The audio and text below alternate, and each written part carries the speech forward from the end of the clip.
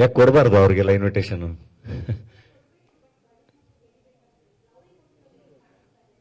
ಅಲ್ಲ, ಎಲ್ರಿಗೂ ಕೊಟ್ಟಿರ್ತೀವಿ. ಈಗ ನನ್ನ ಅಭಿಮಾನಿಗಳು ಸಿಕ್ಕಾಗ ನನ್ನ ಅಭಿಮಾನಿಗಳಿಗೆ ಇನ್ವಿಟೇಷನ್ ಕೊಟ್ಟಿರ್ತೀನಲ್ಲ, ಅದು ವೈರಲ್ ಆಗಿರಲ್ಲ ಅಷ್ಟೇ ನಿಮಗೆ. ಯಾಕೆಂದ್ರೆ ಅವ್ರು ನಿಮಗೆ ಗೊತ್ತಿರಲ್ಲ. ಅಥವಾ ನಾನು ಎಲ್ಲೋ ಕರೆಯೋಕೆ ಹೋದಾಗ ಅಲ್ಲೊಬ್ರು ಸೆಕ್ಯೂರಿಟಿ ಗಾರ್ಡ್ ಇರ್ತಾರೆ ನನಗೆ ಗೊತ್ತಿರೋರು, ನಾ ಎಲ್ಲೋ ಹೋದಾಗ ಅಲ್ಲೆಲ್ಲೋ ನನಗೆ ಗೊತ್ತಿರೋ ಕುಕ್ ಇರ್ತಾರೆ, ನನಗೆ ಗೊತ್ತಿರೋ ಎಷ್ಟೊಂದು ಜನ ಇರ್ತಾರಲ್ಲ, ಅವ್ರನ್ನೆಲ್ಲ ಕರೆದಿರೋದು ನಿಮಗೆ ಗೊತ್ತಾಗಿರಲ್ಲ. ಸೊ ಹಂಗಾಗಿ ಅಂಡ್ ಬಡವ್ರ ಮಕ್ಕಳು ಬೆಳಿಬೇಕು ಕಂಡ್ರೆ ಅಂತ ಹೇಳಿರೋದ್ರದ್ದು ಅರ್ಥ ತುಂಬಾ ಕ್ಲಿಯರ್ ಆಗಿ ಮತ್ತೆ ಎಕ್ಸ್ಪ್ಲೈನ್ ಮಾಡ್ತೀನಿ ಕೇಳಿ. 4 ಜನಕ್ಕೆ ನಮ್ಮ ಜರ್ನಿ ಇನ್ಸ್ಪೈರ್ ಆಗಿ ಅವರು ಬೆಳಿಬೇಕು ಅನ್ನೋ ಕಾರಣಕ್ಕೆ ಹೇಳಿರೋದು. ಅದು ನನಗೇನೋ ಹೆಲ್ಪ್ ಆಗ್ಲಿ ಅನ್ನೋ ತರ ಹೇಳಿಲ್ಲ. ನಾನು ಕಷ್ಟಪಟ್ಟು ಕೆಲಸ ಮಾಡ್ಕೊಂಡೇ ಬೆಳೆದಿರೋದು. ಯಾವುದೋ ಡೈಲಾಗ್ ಹೇಳ್ಕೊಂಡು ಎಲ್ಲ ಬೆಳೆದಿಲ್ಲ. ನನ್ನ ಎಫರ್ಟ್, ನನ್ನ ಆನೆಸ್ಟ್ ಎಫರ್ಟ್ಗಳು ಇಟ್ಕೊಂಡೆ ನಾನು ಹೀರೋ ಆಗಿ, ವಿಲನ್ ಆಗಿ, ಮತ್ತೆ ನಾನೇ ಪ್ರೊಡಕ್ಷನ್ ಮಾಡಿಕೊಂಡು ಎಲ್ಲ ನನ್ನ ಎಫರ್ಟ್ಗಳಿಂದನೇ ಇಲ್ಲಿವರೆಗೂ ಬಂದಿರೋದು, ಮುಂದೆ ಕೂತಿರೋದು. ಬಿಟ್ರೆ ಯಾವುದೋ ಒಂದು ಸ್ಟೇಟ್ಮೆಂಟ್ ಇಂದ ಅಲ್ಲ.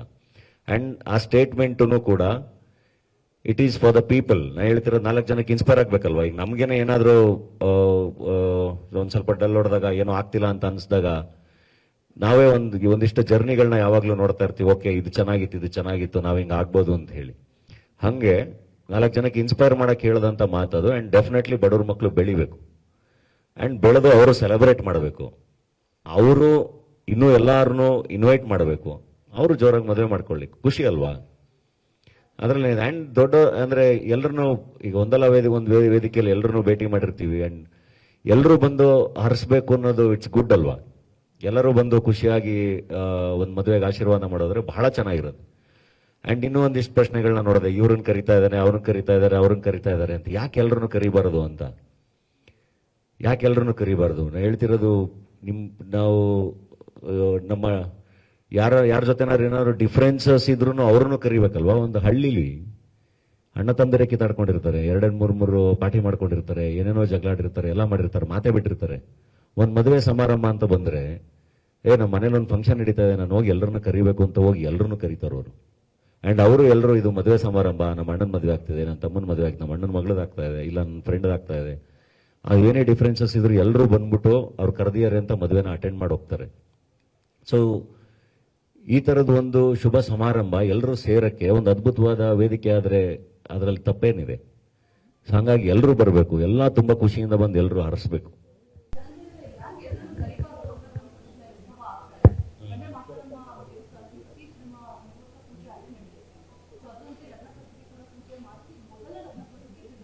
ತುಂಬಾ ಪ್ರೀತಿಯಿಂದ ನಾನು ಎಲ್ಲರನ್ನೂ ಕರಿತಾ ಇದ್ದೀನಿ ಇನ್ಮೇಲೆ. ಡೆಫಿನೆಟ್ಲಿ ಅವ್ರನ್ನೂ ಕರೆಯೋ ಪ್ರಯತ್ನ ಮಾಡಿರ್ತೀನಿ. I try to reach him. I can't reach him. So ತುಂಬಾ ಪ್ರೀತಿಯಿಂದ ಅವ್ರನ್ನೂ ಕೂಡ ಇಲ್ಲೇ ಕರಿತೀನಿ.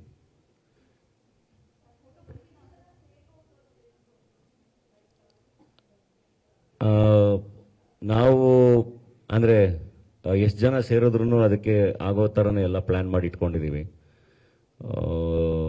ಅದನ್ನ ನೋಡಿಕೊಂಡು ಅಂದ್ರೆ ಈಗ ಸದ್ಯಕ್ಕೆ ಐ ಥಿಂಕ್ ನಮ್ಮ ಟೀಮ್ ಜೊತೆ ಕುತ್ಕೊಂಡು ಮಾತಾಡ್ಬೇಕು, ಎಷ್ಟು ಜನ ಅವ್ರು ಎಕ್ಸ್ಪೆಕ್ಟ್ ಮಾಡ್ತೀಯಾರೆ ಏನು ಅಂತ. ಅದ್ರ ಬಗ್ಗೆ ಸದ್ಯದಲ್ಲೇ ಇನ್ಫಾರ್ಮೇಶನ್ ಕೊಡ್ತೀನಿ.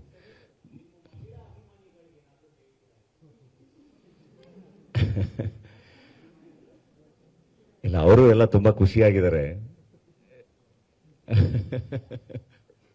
ತುಂಬಾ ಖುಷಿಯಾಗಿ ಅವರು ಎಲ್ಲ ವಿಶ್ ಮಾಡ್ತಿದ್ದಾರೆ. ಸೊ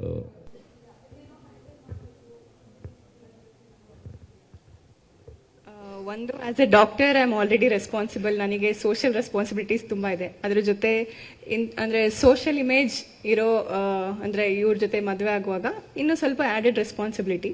ಬಟ್ ಅದನ್ನ ತುಂಬಾ ಖುಷಿಯಾಗಿ, ಅಂದ್ರೆ ನಂದು ಥಾಟ್ಸ್ ಸಿಮಿಲರ್ ಇರೋದ್ರಿಂದ ಇಬ್ರು ಒಂದೇ ಕಡೆ ವರ್ಕ್ ಮಾಡ್ತೀವಿ ಅನ್ಸುತ್ತೆ. ಸಮಾಜಕ್ಕೆ ಒಳ್ಳೆ ಕೆಲಸಗಳು ಆ ಥರದ್ದು.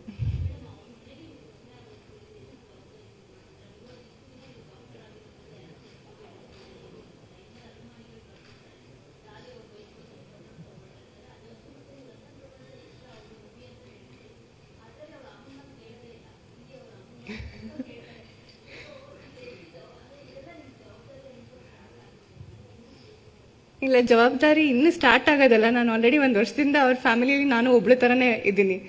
ಸೊ ಆ ಥರ ಏನು ಮತ್ತೆ ಈಗ ಮದುವೆ ಆಗಿದ್ರಿಂದ ಏನು ಚೇಂಜ್ ಆಗಲ್ಲ ಅನ್ಸುತ್ತೆ.